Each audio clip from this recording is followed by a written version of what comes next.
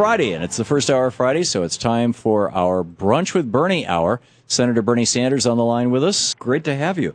And we don't have video of you today. I understand you're out on the road or on the... I am in Springfield, Vermont, in the southern part of the state, and I'm just visiting a clinic which is going to be opening fairly soon, a new federally qualified community health center, which is going to provide affordable health care and dental care to the people in southern Vermont, so we're pretty excited about it. Oh, that is great. Those are the things that you got into Obamacare, the thousands of those around the country. Got some $10 billion into it, and it will mean hundreds and hundreds of new clinics all over the United States of America, and eventually, we think, treating about 20 million more Americans, not only in terms of good quality primary and affordable health care, but also dental care, which is a huge crisis. That is marvelous. I got a news release from you earlier in the week about the Koch brothers, and we talked about it at some length on this program.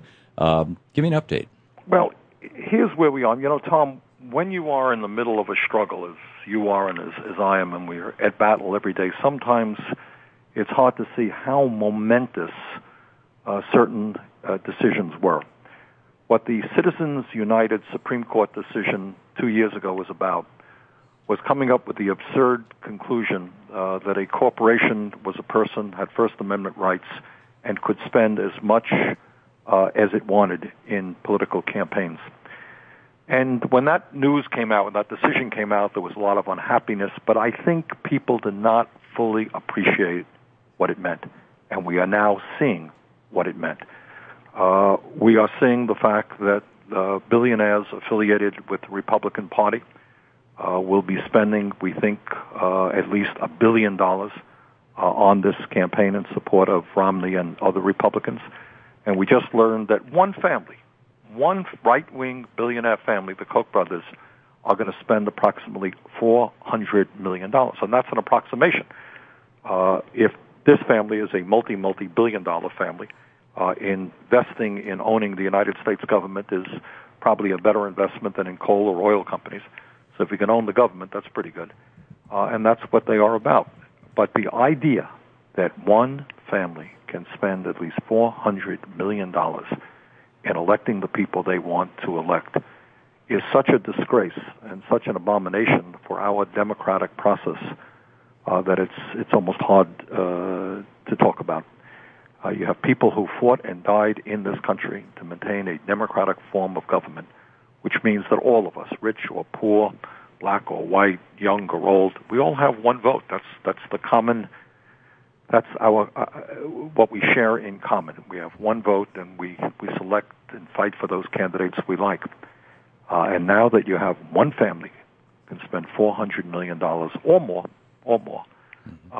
is just an outrage. So we're seeing now, it's some Memorial Day events, and there was a young kid in Virginia, Vermont, who was citing the Gettysburg Address and talking about Lincoln's, when Lincoln was talking about a government of the people and by the people and for the people.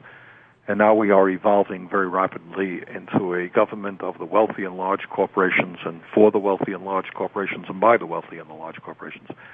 And that's not where we want to be. So that, tells us that in this election, in the future, working families is going to have to stand up, fight back, educate, organize, and take on the big money interest and their naked grab for power, which is really unprecedented in the modern history of this country.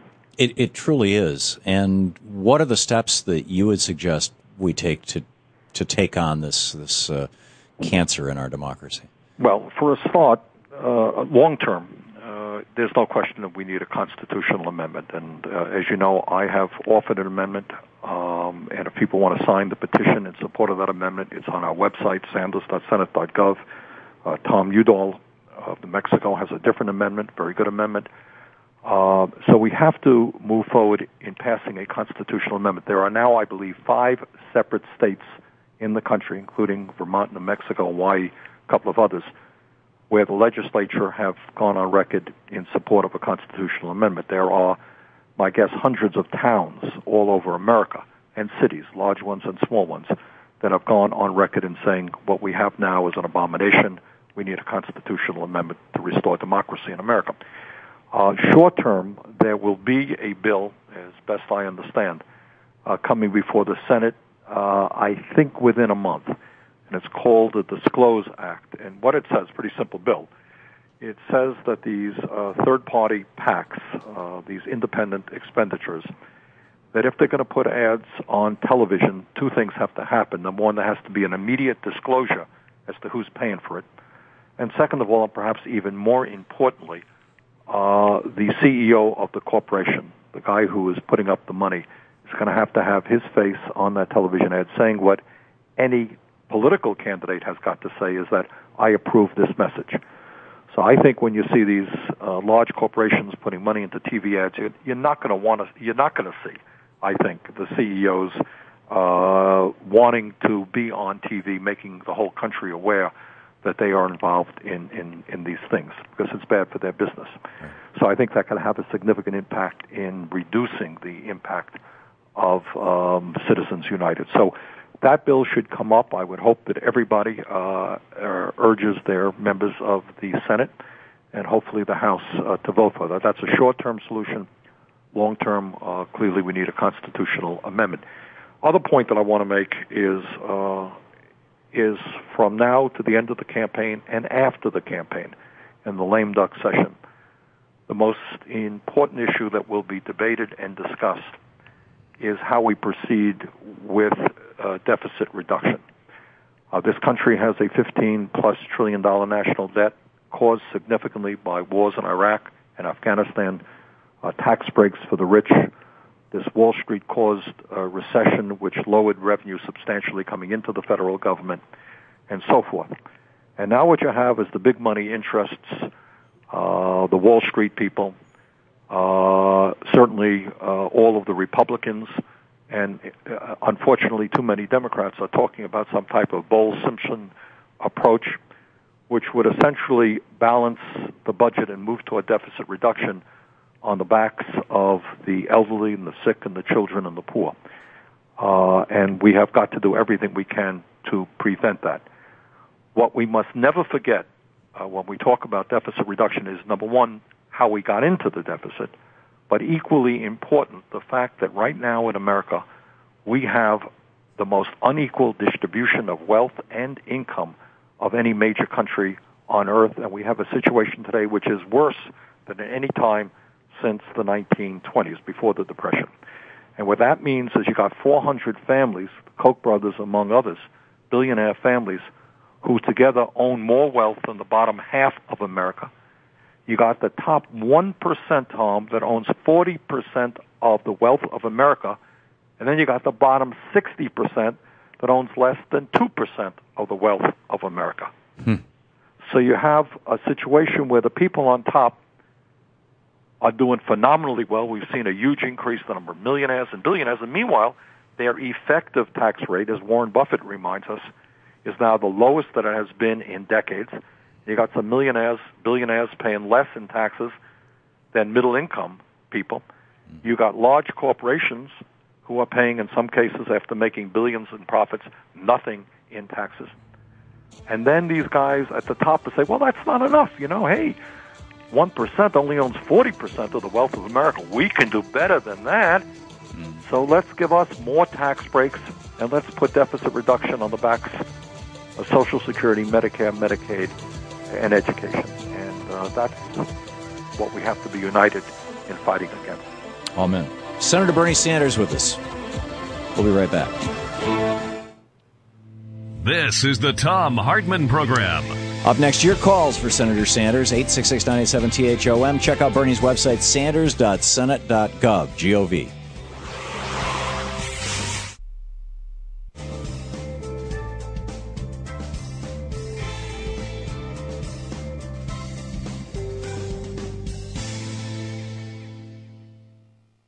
And welcome back. Thom Hartmann here with you. Tom in Waterloo, Iowa, watching us on Free Speech TV. You're on the air with Senator Sanders.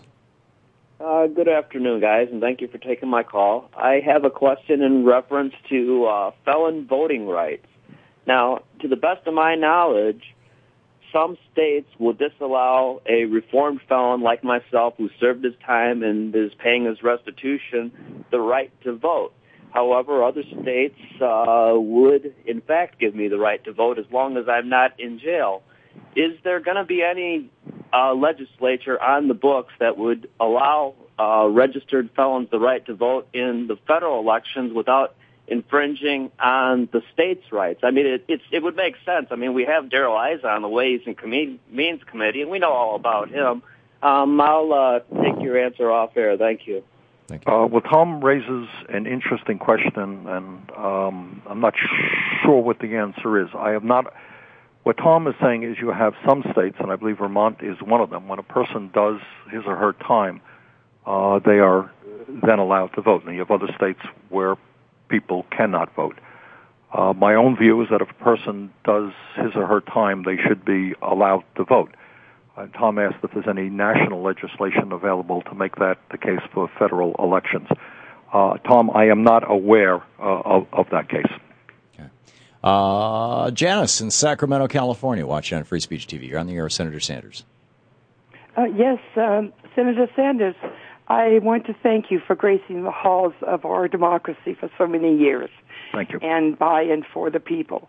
And I wanted to ask you if I've been around 62 years now, and I'm wondering if we've gone too far. I mean, I've been active again for the last 5 years, and it appears that you're doing what you can do, but do you feel that now is a time that, that divide and conquer is still working? Now is the time to gather the people, because our legislation is broken, and every bill that you came up with is broken. It's done. It's over. Well, so Janice, I think what we have gather and unite us all. What we have right now is a situation, and I think a lot of people don't understand. When you talk to the average people, the media plays this up. They say, "What's the matter with Washington? Why can't these people work together? Why are they always arguing?" And people think that's the problem. That's not the problem. What the problem is big money has a huge, huge influence over the House of Representatives and also the Senate. And with citizens united, that power has grown many times. Because now, if people stand up to the big money interests, what they can expect is a huge amount of money coming into their states in opposition to them, in terms of TV and radio ads. So this has a real chilling impact on the legislative process. People are always looking over their shoulder. If I vote for this bill, if I introduce this bill, if I demand accountability on Wall Street, if I want to break up the banks, if I want a national health care system, and I'm prepared to take on the insurance companies, if I want to end the absurdity of Americans paying the highest prices in the world for prescription drugs, just a small issue right now. We can't even bring prescription drugs in from Canada into the United States because of the power of pharma and the pharmaceutical industry. And now people are worried that if they stand up to the special interests, can they get reelected? How much money will be spent against them? Okay, we'll be right back with more with Senator Bernie Sanders right after this.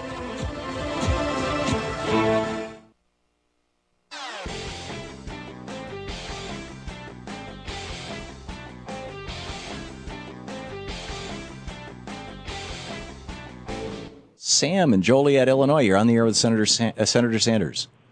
Well, thanks. What an honor it is to talk to both Tom and Bernie. I must say, first-time caller. Thank you. Thank you, Sam.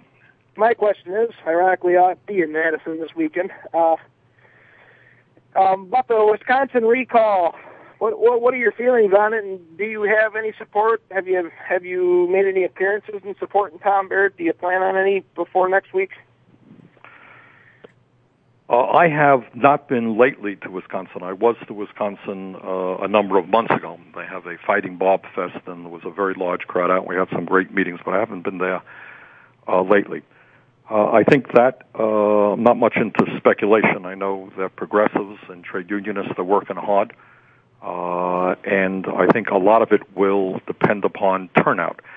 If we can get a lot of working people, young people out to vote, I think Barrett has a chance to win that. If not, he's going to lose. But one of the things that we are seeing when you speak about Citizens United and so forth is a huge amount of money from outside of that state flooding that state into Walker. Walker has become very popular with the wealthiest people in this country. and he is receiving just a huge amount of money and heavily outspending Barrett. Liz in Brookville, Ohio. You're on the air with Senator Bernie Sanders. Yes, I tried a long time to get in to talk to Senator Sanders. I want to say that I'm very, very proud of you. But on the issue of corporations not paying taxes, and if they're individuals, they should be paying taxes. Should they? And they should be paying it at the same percentage that individuals are taxed. Don't you think so? Well, I do, but they get it both ways, I'm afraid. There are instances in recent years where you have had major corporations making billions of dollars in profits, often in the oil industry, ExxonMobil among others, some Wall Street companies, who did not pay a nickel in federal income tax because all of the loopholes that exist. You have a situation where today it is estimated that we're losing about $100 billion a year, and that is a significant sum of money because corporations and wealthy individuals are stashing their money in tax havens in the Cayman Islands, in Bermuda, and in other countries. So I think that before you cut Social Security, before you cut Medicare and Medicaid and education and food stamps and programs that are vitally needed, life and death, to millions and millions of people, maybe you do away with those loopholes and you ask corporations to start paying their fair share of taxes. Rochelle in Denver, you're on the air with Senator Sanders. Good afternoon, Mr. Sanders. So nice to be able to speak with you. My topic today is regarding trying to bridge the gap in what they claim will be the Social Security shortfalls in the future. And my idea is based strictly on something that is almost very actuarial, which should be very then understandable by lawmakers. People who are making a lot of money and therefore they're well above the, what is it now, 104,000? It's 110,000. 110,000. And believe me, if I were reaching that amount, I'd be more than glad to be paying that fair share over my 110,000, which I don't have these days. But anyway, in a real actuarial sense, these are people who likely have very good health benefits, that throughout their careers they will be able to afford good vacations, which gives the mind and the body rest. Right. And the bottom line is these will be people who will live a good long life, and in fact may very likely be pulling on the very Social Security system for a longer time than someone who maybe didn't get to realize those benefits during their work life. So to me, it's just a very logical extension of when you are making that kind of money, the kinds of things you will be able to do to give yourself a longer life, a better life, and therefore that will translate into many, many more years of Social Security payments to you. Well, Rochelle, thank you very much for raising that issue. And I wanted to comment on two things that you said. And Rochelle makes a very good point that I think a lot of people don't appreciate. We did a hearing. I'm chairman of the subcommittee on aging and primary health care, and a number of months ago we did a hearing entitled, "Is Poverty a Death Sentence?" And we had some physicians and scholars testifying. And what they told us, which is not widely known in America, is that if you are in the bottom 20th percent of income, you will die 6 years earlier than if you are in the top 20% of income. And the reason for that is not just access to health care, which is very important. Obviously, if you're poor in this country, you don't have the kind of access, as Rochelle just indicated, to health care that upper-income people are going to have. You don't have the access to prescription drugs that well-off people will have. But it's the stress. This is the amazing thing that they were saying. It is the stress of being poor, of waking up every single day and saying, okay, how do I get my car fixed? How do I make sure that my kids have enough to eat? How do I make sure that my home is not foreclosed, or I'm able to pay the rent or keep the electric bill or pay the telephone bill? And day after day of that stress has an impact on people's longevity. So Rochelle is absolutely right that those people who are well off can breathe a little bit, they can relax a little bit, they can vacation a little bit, they will live longer lives.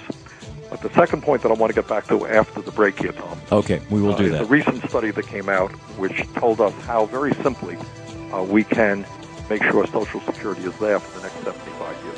We will pick that up on the other side of the break. Senator Bernie Sanders with us, taking your calls. You're listening to the Thom Hartmann Program. Call 866-987-THOM. Bernie taking your calls in our national town hall meeting here. Brunch with Bernie on the Thom Hartmann Program. Right back with Senator Sanders.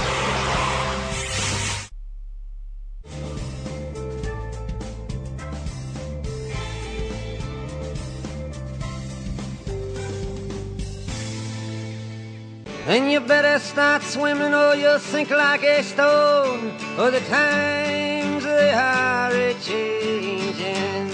Welcome back to the program where we dare to ask, is Walmart a person? And we dare to say, no, don't think so. Senator Bernie Sanders with us, a Brunch with Bernie hour. And Bernie, you wanted to finish answering the last question about how to make Social Security solvent. Raised the question about the solvency of Social Security. And as you know, Tom, there's a pretty simple solution to it, and that's one that Congressman Peter DeFazio of Oregon and I have introduced. And basically what you do is lift the cap, which is now at $110,000, and start at $250,000. If you do that, you impact 1% of American workers, the top 1%, and yet you will bring in enough revenue to make Social Security solvent for the next 75 years. So there's a very simple solution to the Social Security issue. Social Security today, despite what you'll see on television tonight and a lot of the misleading information that's going around, has a $2.7 trillion surplus, can pay out every benefit owed to every eligible American for the next 22 years. We want to make it strong for 75 years, and that's how you do it. Okay. And Al in Buffalo. Hey, Al, you're on the air with Senator Sanders. Good afternoon, you guys. Bernie, I'd like to ask you, how many bills are still pending in the Senate as far as jobs bills? We have not had much success, Al, to be honest with you. Republicans have filibustered right and left. Okay, we're not going to get a single bill passed in this the Republicans have been very obstinate in their obstructionism, and I won't predict. I hope we do. Clearly, I am working hard on a major jobs bill, rebuilding our infrastructure, transforming our energy system, putting people back to work. But I'm not going to sit here with a straight face and tell you that it's going to be an easy task. Okay. Thank you, Al.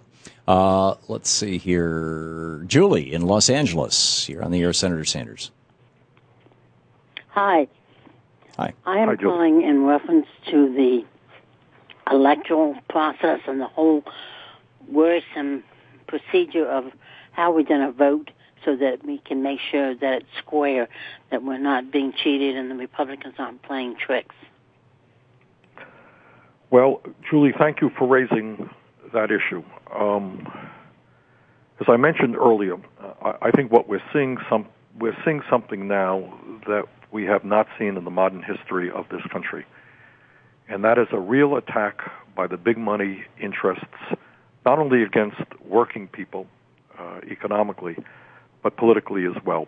So we're seeing two things. Number one, the Citizens United decision allows billionaires to pour unbelievable sums of money into the political process and elect those candidates who support the very wealthy, defeat those candidates who are fighting for working families. But the second part, and what Julie is talking about, is, again, an unprecedented attack on voting rights. Now, everybody knows that voter fraud is a serious business, and the voter fraud, in my view, should be very seriously punished. The good news is that in America, we don't have much voter fraud. But despite that, what we're seeing Republican governors and legislatures doing is coming up with rules and language which is making it very, very difficult for senior citizens and lower-income people to access the ballot box. And you do that by saying to people, well, I need a photo ID. Well, you know what? I've got a photo ID. I've got a driver's license. I own a car. But guess what? There are a lot of senior citizens, a lot of poor people who don't own cars, who may not have a photo ID. And then when the Republicans say, oh, no problem, all you got to do is travel to this and that place across town to get it. Yeah, well, if I don't have a car and don't have a whole lot of money, that may be harder than it looks. So I think everybody understands that there has been a very clear attack on the part of Republicans throughout this country to make it harder for people to get to the voting booth who are not intending to vote Republican. I think that is an outrage. Tom in New York City, you're on the air with Senator Sanders. Hi, Senator. How are you? Good. The question I have is, why doesn't the left attack the right-wing talking points more to explain to the American people how Obama didn't cause this $5 trillion in debt, that Obama didn't create this 8.2% unemployment we have, that the people probably don't even understand what a filibuster is. Mm-hmm. You know, why don't we break it down more? On our TV shows, when we have guests, politicians, why don't they explain to the American people, Tom, what the truth is? I'm sick of Hannity and all these guys. Well, you're making Tom, you're making a good point. But let me just tell you something. It's harder than it looks because at the end of the day, you have a corporately controlled media which is not necessarily particularly interested in the issues that you raise. And Tom and I have discussed, and why I appreciate, and why I'm on the show, and why I appreciate the good work that Tom and other progressive radio talk show hosts do, is they are outnumbered in terms of hours on radio. What is it, Tom, 10 to 1? I think it's probably closer to 100 to 1, frankly, Bernie, when you consider all the local right-wing shows all across the nation. All right. So Tom, and by that I mean the caller, has got to understand that it is really hard. I mean, you're listening to the Thom Hartmann Show, and Tom is a really smart guy who understands what's going on in this country and has wonderful guests on. But there are communities all over America that don't have Thom Hartmanns, that don't have Ed Schultz's, and don't have other progressive voices. So, but second of all, I think we have got to get on the offensive and not be defensive and make the point so that every working person in this country understands that while, in my view, I speak for myself, Obama has not done everything that I want him to do. When this guy came into power, let's not forget that you were losing 700,000 jobs a month, that after 8 years of George W. Bush's trickle-down economic theory, the country had lost, after 8 years, over 500,000 private sector jobs. Median family income had gone down below $2,000 per family. So what Obama inherited was a disaster verging on the point of an international financial collapse. And how anybody in their right mind could want to go back to that economic philosophy beats me. And that is the point that we have to make. Howard in Hollywood, Florida. You're on the air with Senator Bernie Sanders. Hi, a point that's not made often enough. It's off topic for me, but 60,000 manufacturing plants closing. That's not emphasized enough under Bush. How do you make up for that? Now, the point that I called about was when it is so blatantly obvious what's going on with this purging of voter rolls in the number of states, all of a sudden, this year, all together, why can't Obama issue an executive order demanding proof that there's a reason for doing this, a legitimate reason for doing this? Well, Howard, I share your frustration. I think legally it's probably not the executive offer. The executive order is probably not the tactic, but the Attorney General's office, in my view, can be a lot more vigorous. They have gone into some states, they have gone into court, but they have not been as strong, in my view, as they should be. It is, I'm a politician. When I run for office, and I'm running for office this time, I want to win, no question about it. I have lost, I have won. It's a lot more fun to win. But what democracy is about is not stacking the decks. What democracy is about is not working overtime to prevent people from voting just because they might vote against you. That's not what American democracy is supposed to be. And that is precisely what's going on now. Combine that with huge amounts of billionaire money coming into the process, and you have a very stacked deck. So it is an issue that we have to pay increased attention to. Second point that Howard made is that we have seen in the last 10 years or so, the loss of 60,000 factories in America, and that's millions of decent-paying jobs. I would define that as the deindustrialization of America, becoming a country which doesn't produce very much of what we consume. You go to the store, and you're buying products made in China and Vietnam and all over the world, not by American workers. And frankly, that has a whole lot to do, not exclusively. Automation has played a role, but it has a lot to do with disastrous trade policies which say to corporate America, hey, no problem. Shut down your plants in Vermont and in New York and California. You move to China, pay people there pennies an hour, bring your products back into this country, and that's really great. Well, I think it's not so great, and I have voted against all of those trade policies. What we need to do now is demand that corporate America start reinvesting in this country, build factories, and pay people here a living wage, because I think you're not going to have a strong middle class or a strong economy until you have a strong manufacturing base. Bernie, we just have a minute until this break. Any legislative attempts to do this that you think might be successful before or after the election?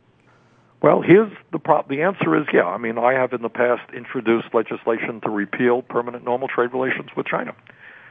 I don't know. International trade is a good thing. I'm for it.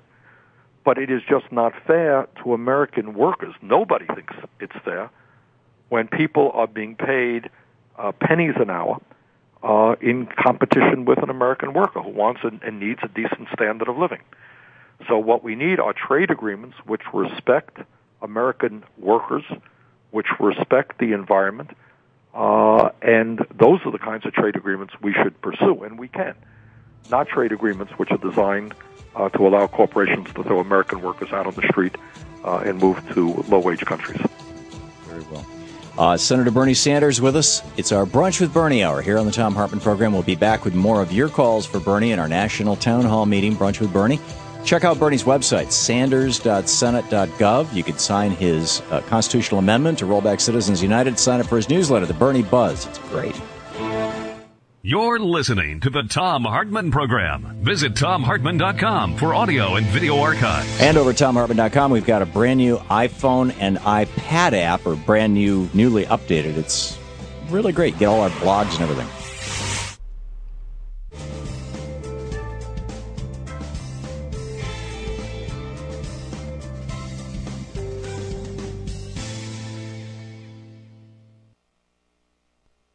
Welcome back. Thom Hartmann here with you, and Senator Bernie Sanders. Carol in Los Alamos, New Mexico. You're on the air with Senator Sanders. Hi, Bernie. Hi, Tom. I want to thank you for all that you do. You were earlier talking about the deficit, and I just wanted to recommend a book I just read by Simon Johnson and James Kwok called White House Burning. It really does explain the deficit issue in simple, understandable terms. And in Chapter 7, they say, we can bring the national debt under control in a way that encourages economic growth, preserves the essential services and programs that many Americans depend on, and spreads the burden of lower spending or higher taxes. Carol, do you have a question for Bernie? Well, no, I just wanted to recommend All right, Carol, we got it. Thank you. Simon Johnson is a very good writer. And we have worked with him a bit. And Carol's point, and I hope everybody hears what she had to say, is exactly right. And that's what Simon Johnson is talking about, what many of us are talking about. Number one, we have to remember how we got into the deficit that we're in right now. When President Clinton left office, we were running a very significant surplus. Bush went to war in Iraq and Afghanistan, forgot to pay for it, gave huge tax breaks to the very richest people in this country, didn't offset it. When he left office, the world was on the verge of a financial collapse. We went into a major recession, and when you're in a major recession, revenue to the federal government goes down. Those are the causes of the recession. And we can deal, those are the causes of the deficit. We can deal with the deficit and with our national debt without destroying Social Security or cutting Social Security, Medicare, Medicaid, or education. To do that means, number one, we have to put more people back to work so that they are paying taxes. rebuilding our infrastructure, transforming our energy system, putting millions of people back to work, helping small businesses create jobs. That deals with the deficit because then you have more taxpayers, more profits are being made by small business. And number two, I believe that at a time when this country now spends more money on defense than the rest of the world combined, it's time to take a hard look at defense spending. So I think what Simon Johnson is writing about, what many people in this country believe, is, we have to do deficit reduction, but you do not do it from both a moral perspective and an economic perspective on the backs of the most vulnerable people in this country. Yes, so well said. And again, we have a little less than a minute, Bernie, if you want to punctuate that with any... Well, I do. Just this morning, I was on the phone with the leadership of some women's groups and senior groups talking about the need for us to stand tall just on this issue that Carol raised. Given the fact that Bush's policies and trickle-down economics has helped create this deficit, it would be a moral horror show. It would be just morally objectionable to be balancing the budget on the backs of people who are already hurting. So now you have the rich getting richer, and our Republican friends are saying, give them more tax breaks. Corporations are making huge profits. Give them more loopholes. But let's cut Social Security, Medicare, Medicaid, and education. That is wrong morally, and it is wrong economically. And we've got to organize the fight against that. And I think a lot of Americans get that. Hopefully more. Senator Bernie Sanders with us. We'll be back with more of Brunch with Bernie right after this.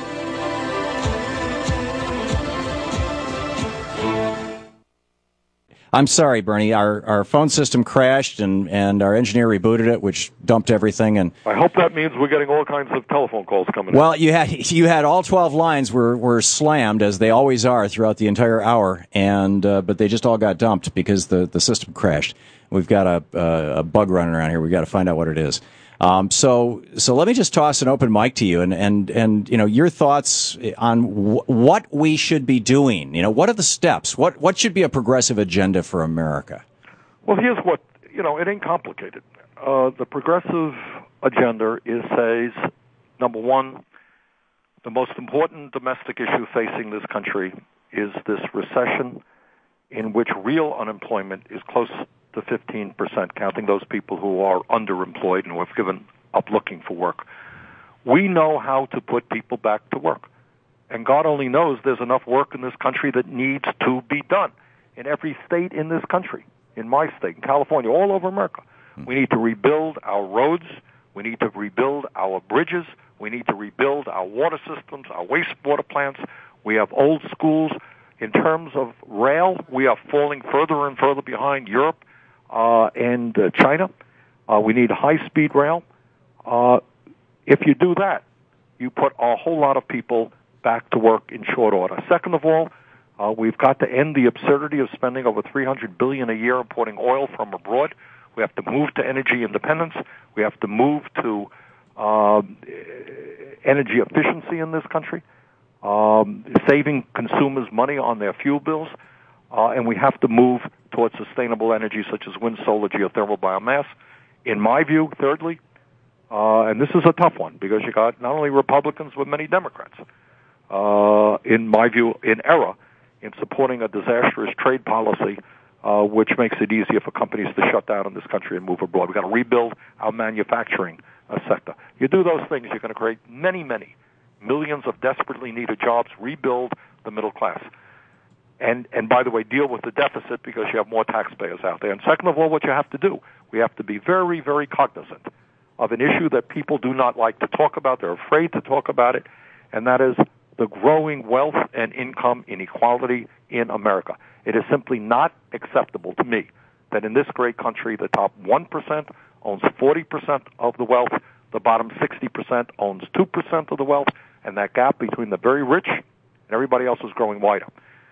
So in one sense, it doesn't matter about all the economic growth you have if all of the new income, or almost all of the new income, is going to the top 1%, which is the case right now. So we got to deal with income inequality. We got to create millions of jobs. We've got to rebuild our manufacturing sector.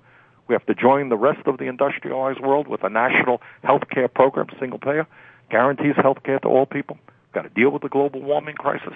Those are the things that we have to do. And when you do those things, you create jobs and you also address the deficit crisis.